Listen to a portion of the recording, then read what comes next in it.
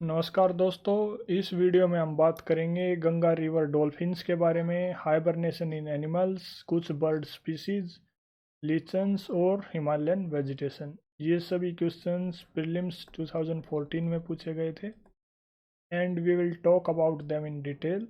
अगर आप ये सब जानते हैं that is well and good. अगर आप नहीं जानते तो इस वीडियो में एक सिंपल वे में आप इन सारी चीज़ों को सीख सकते हैं, एंजॉय कर सकते हैं। साथ के साथ आप अपना एमसीक्यू सॉल्विंग एप्टीट्यूड डेवलप कर पाएंगे, जो आपको मदद करेगा ऑब्जेक्टिव क्वेश्चन को सोल्व करने में। आर्ट ऑफ रिवर्स इंजीनियरिंग आपको कैपेबल बनाएगी किसी भी क्वेश्चन की ओरिजिन को ट्रेस करने में।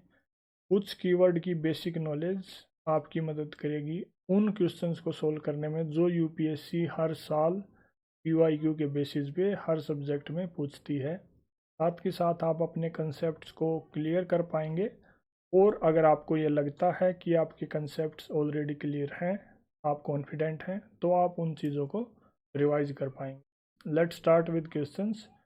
Other than poaching, what are the possible reasons for the decline in the population of Ganga river dolphins? यानी जो गंगा रिवर डॉल्फिन्स हैं, किन वजह से उनकी पॉपुलेशन घट रही है? Number one, construction of dams and barrages on reverse. Number two, increase in the population of crocodiles in rivers. Number three, getting trapped in fishing nets accidentally. Number four, use of synthetic fertilizers and other agricultural chemicals in crop fields in the vicinity of rivers. Select the correct answer using the code given below. 1 and 2 only, 2 and 3 only, 1, 3 and 4 only, 1, 2, 3 and 4। इस point पे आप video को pause कीजिए, बिना answer देखे खुद से solve करने की कोशिश कीजिए। जो भी आपके पास नॉलेज है, एग्जिस्टिंग नॉलेज है, उसी का यूज कीजिए। Then you can move towards explanation part. Correct answer in this case is C, यानी first, third and fourth are the reasons for decline in the population of Ganga river dolphin. Dams के construction की वजह से, fishing nets में trapping की वजह से, और फर्टिलाइज़र वगैरह का यूज़ करने से जो वाटर पोल्यूशन होता है वो इनको खतरे के लिए, मतलब खतरा है इनके लिए, की पॉपुलेशन को कम कर रहा है। गंगा रिवर डॉल्फिन्स क्या है? ये एक स्पीसीज है फ्रेश वाटर डॉल्फिन्स की, जिनको अलग अलग नाम जैसे सुसु, हुहू, हीहू, सुसुक से भी जाना जाता है। ये खासकर गंगा नदी और उससे एसोसिएटेड नदियों में पाई जाती हैं, जो इंडिया, नेपाल, बांग्लादेश में बहती हैं। आप इस मैप में देख सकते हैं ये रीजन पूरा गंगा नदी और उससे एसोसिएटेड नदी का है। देन इसको नेशनल एक्वेटिक एनिमल रिकॉग्नाइज किया गया है, किसके द्वारा? गवर्नमेंट ऑफ इंडिया के द्वारा। गुवाहाटी सिटी का भी ये ऑफिशियल एनिमल है। इसको एंडेंजर्ड कैटेगरी में रखा गया है IUCN लिस्ट के द्वारा। Then it is around 7 to 8 feet long. क्या थ्रेट्स इसके सामने हैं? Construction of dams, hydro electric projects, fishing nets में ट्रैप हो जाना, पानी का pollution, climate change, habitat fragmentation due to reduced dry season river flows, targeted hunting, seismic surveys and over fishing. ये सभी चैलेंजेस इसको फेस करने पड़ रहे हैं। Next is consider the following: bats, bears, rodents. The following the phenomena of hibernation can be observed in which of the above kind of animals? यानी जो hibernation का फिनोमिना है, शीत निष्क्रियता, वो इन कौन से एनिमल्स में देखा जा सकता है? 1 and 2 only, 2 only, 1, 2 and 3। Hibernation cannot be observed in any of the above। Correct answer in this case is C, यानी तीनों ही कैटेगरीज में हाइबरनेशन का फिनोमिना देखा जा सकता है। शीत यानी यू कैन सी विंटर, ये यूजुअली विंटर से रिलेटेड फिनोमिना है। क्या होता है? ये एक सर्वाइवल स्ट्रेटजी है जो कुछ एनिमल स्पीसीज के द्वारा अपनाई जाती है। क्यों? जिससे वो अपनी एनर्जी को बचा सकें, ताकि वो हार्श एनवायरमेंटल कंडीशंस में सर्वाइव कर सकें, उस टाइम पीरियड के दौरान सर्वाइव कर सकें। हार्श एनवायरमेंट कंडीशन से मतलब है ज़्यादा ठंडा टेम्परेचर हो गया, फूड स्केर्सिटी हो गई, तो उस दौर को वो निकाल सकें। क्या होता है इस फेज के दौरान, मतलब हाइबरनेशन के दौरान क्या होता है कि जो एनिमल्स हैं वो अपने मेटाबॉलिक रेट को घटा लेते हैं। मेटाबॉलिक रेट क्या है? The rate at which our body, मतलब जितनी कैलोरी कंज्यूम करती है अलग अलग बॉडी फंक्शंस को परफॉर्म करने के लिए। जैसे सांस लेना एक बॉडी फंक्शन है, हार्ट रेट, हार्ट बीट एक बॉडी फंक्शन है। उसके लिए बॉडी कैलोरी कंज्यूम करती है उस फंक्शन को परफॉर्म करने के लिए। जिस रेट पे वो कंज्यूम करती है उसको मेटाबॉलिक रेट बोलते हैं। वो रेट स्लो डाउन होने से जो वो अपने बॉडी फंक्शंस को स्लो डाउन कर लेते हैं, जिससे मेटाबॉलिक रेट स्लो हो जाता है। Then they lower their body temperature, ताकि सराउंडिंग के टेम्परेचर से उसको मैच किया जा सके। अपने फैट के जो रिजर्व्स हैं उनकी बॉडी में, वो उनका प्राइमरी सोर्स ऑफ एनर्जी होता है इस फेज़ के दौरान। लिमिटेड एक्टिविटी और मूवमेंट वो करते हैं। पीरियोडिक अवेकनिंग भी होती है। देन कुछ एग्जांपल्स जैसे bears, bats, hedgehogs, ground squirrels, chipmunks, dormice, and some species of rodents, turtles, frogs, insects, and butterflies. Image में आप देख सकते हैं, these are the bats in hibernation mode. If you walk through countryside, you are likely to see some birds stalking alongside the cattle. अगर आप country side जाएंगे तो आप देखेंगे कुछ बर्ड्स टॉक कर रहे होंगे alongside cattle to seize the insects disturbed by their movement through grasses. जब कैटल ग्रासेस में चलते हैं तो उनकी मूवमेंट से जो डिस्टरबेंस होती है उससे जो वहाँ इंसेक्ट्स वगैरह होते हैं उन पे कुछ बर्ड्स अटैक कर रहे होते हैं या उनको उठा रहे होते हैं। Which of the following is or are such birds? वो बर्ड्स कौन से हैं? Painted stork, common myna, then black necked crane. Select the correct answer using the code given below. 1 and 2, 2 only, 2 and 3, 3 only. Correct answer is B.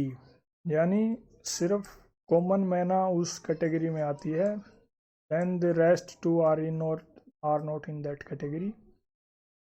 Detail से देखते हैं in birds के बारे में। पेंटेड स्टॉक जो है ये कहाँ पाए जाते हैं? ये खासकर इंडियन सब कॉन्टिनेंट और साउथ ईस्ट एशिया में मिलते हैं। ये प्रे करते हैं स्मॉल फिश पे जो सेलो वाटर्स में मौजूद होती हैं, रिवर्स, लेक्स में। Then these are not migratory birds, क्योंकि ये सिर्फ शॉर्ट डिस्टेंस ही मूव करते हैं। ये खासकर फीड करते हैं in groups in wetlands, crop fields, irrigation canals. इनका कंजर्वेशन स्टेटस जो है लिस्ट कंसर्न है IUCN रेड लिस्ट के द्वारा। आफ्टर दैट कॉमन मैना जो खासकर central Asia, Indian subcontinent, Australia में पाई जाती है, न्यूजीलैंड में भी मिलती है। And these are considered as most invasive species by IUCN, क्योंकि इनकी पॉपुलेशन बेहद इंक्रीज हो रही है और ये थ्रेट है बायोडाइवर्सिटी, एग्रीकल्चर, ह्यूमन इंटरेस्ट के लिए। इनका कंजर्वेशन स्टेटस लिस्ट कंसर्न है। अर्बन एरियाज में भी ये रह सकती हैं। Then these feed on variety of insects disturbed by the cattle movement on grasses. After that there is black necked crane. ये तिब्बतन प्लेट्यू, इंडिया, भूटान में पाए जाते हैं। लद्दाख के ये स्टेट बर्ड के तौर पे हैं। These eat plant roots, earthworms, insects, frog etcetera. These are considered near threatened on IUCN list. Next is lichens, which are capable of initiating ecological succession even on a bare rock, are actually a symbiotic association of A. algae and bacteria, B. algae and fungi, C. bacteria and fungi, D. fungi and mosses। यानी लीचन्स जो हैं वो किस symbiotic association का result है, यानी किन organisms के बीच में सिम्बायोटिक रिलेशनशिप होती है जिससे वो बनते हैं। Correct answer in this case is B, algae and fungi. Lichens है क्या? ये यूनिक ऑर्गेनिजम्स हैं और कीस्टोन स्पीसीज हैं एक इकोसिस्टम की, जो रिजल्ट हैं किस चीज़ का? Symbiotic relationship between fungi and algae. इस रिलेशनशिप में जो फंगाई है वो प्रोटेक्टिव लेयर प्रोवाइड करती है और मॉइस्चर को एब्जॉर्ब करती है। साथ ही साथ एल्गाई जो हैं वो फूड तैयार करते हैं फोटोसिंथेसिस से, जिसकी वजह से लीचेंस सर्वाइव कर पाते हैं even in very harsh conditions. क्या फीचर्स या रोल हैं इनके? ये अलग अलग शेप, साइज, कलर्स के होते हैं, जैसा आप इमेज में देख सकते हैं। अलग अलग कलर रहते हैं, इनके शेप भी अलग अलग रहती है। Then these act as pioneer species to play crucial role in primary succession. ये हैबिटेट और फूड भी प्रोवाइड करते हैं अलग अलग ऑर्गेनिजम्स को। इनको यूज़ करके किसी भी एनवायरनमेंट की हेल्थ और एयर क्वालिटी को भी एसेस किया जा सकता है। These help in stabilising soil and prevent soil erosion. Nitrogen fixation का काम भी ये करते हैं, जिसकी वजह से न्यूट्रिएंट साइकिल और प्लांट ग्रोथ में मदद मिलती है। If you travel through the Himalayas, you are likely to see which of the following plants naturally growing there. अगर आप हिमालय में जाएंगे तो आप वहाँ पे कौन से प्लांट्स को नेचुरली देखेंगे इनमें से। Select the correct answer using the code given below. 1 and 2 only, 3 only, 1 and 3 only, 1, 2 and 3। इस बारे में बात हो रही है Himalayan vegetation. Correct answer in this case is यानी first and second you will get to see in Himalayas, oak और rhododendron। Natural vegetation Himalayas की क्या है? ट्रॉपिकल और सब ट्रॉपिकल फॉरेस्ट आपको देखने को मिलेंगे, जिनमें आप एवरग्रीन पेड़ पाएंगे जैसे sal, teak, oak, chestnut, maple, rosewood, ये इंडियन रोजवुड है। देन टेम्परेट फॉरेस्ट भी आपको देखने को मिलेंगे, जहाँ पे आपको mix and deciduous forest trees की वैरायटी मिलेगी जैसे oak, maple, rhododendron, walnut, shrubs, ferns, mosses. And you will also find alpine forest, जहाँ आप कोनीफेरस ट्रीज को देखने को मिलेंगे, पाइन, सेडार एंड स्प्रूस, फिर रोडोडेंड्रॉन। देन सैंडलवुड ट्रीज जो हैं वो साउदर्न स्टेट्स के नेटिव हैं जैसे Karnataka, Tamil Nadu, Andhra Pradesh, Kerala. These are part of dry deciduous forest and they grow in association with rosewood, teak, mahogany. That is all in this video. Thank you.